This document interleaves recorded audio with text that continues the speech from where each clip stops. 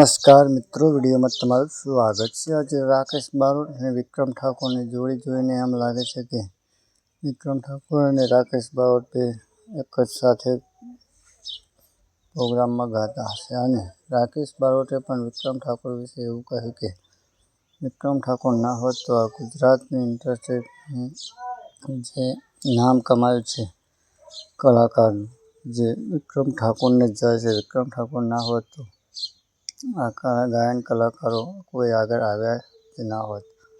તો આવો આપણે તેમનો આ વિડીયો પણ જોઈ લઈએ।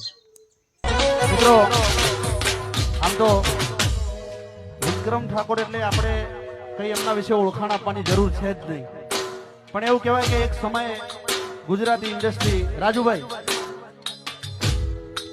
ખાડે ગઈ હતી એમ કહી શકાય।